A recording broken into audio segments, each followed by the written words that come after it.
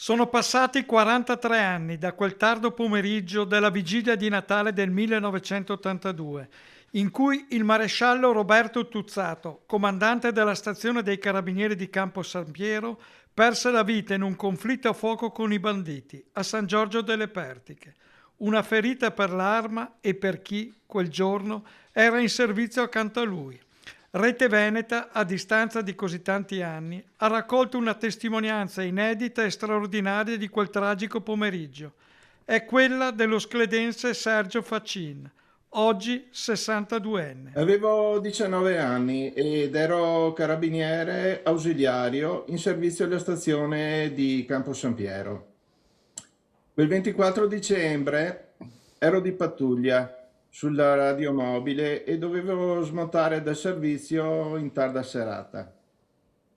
Mancava poco alla fine del servizio, circa mezz'ora, e quando dalla radio, via radio, ci comunicarono dalla caserma di rientrare perché il maresciallo Tuzzato, comandante della stazione, aveva delle comunicazioni. Quando scesi dalla Gazzella, il maresciallo mi diede il foglio di licenza ordinaria e mi disse: Sergio, vai a casa e passa il Natale con i tuoi e adesso esco io a concludere il turno di pattuglia.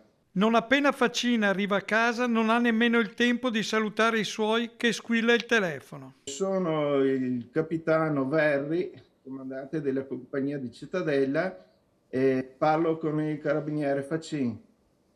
Io risposi sì e con tono molto grave mi disse di rientrare urgentemente. Quando Faccin arriva a Campo San Piero, comprende subito. Entrai e i miei colleghi mi dissero che eh, il maresciallo Roberto Tuzzato era morto in uno scontro a fuoco con dei banditi che stavano facendo una rapina a un distributore di San Giorgio delle Pertiche. Faccin è sconvolto dalla notizia della morte di Tuzzato. Per l'affetto che provavo nei confronti del maresciallo e al pensiero che un'ora prima ero io seduto da Gazzella al posto del maresciallo. Ogni vigilia di Natale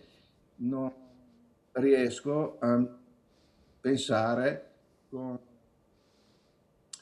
stima e gratitudine al maresciallo Roberto Tuzzato, un grande carabiniere che ha onorato e servito il suo paese, persona da prendere d'esempio.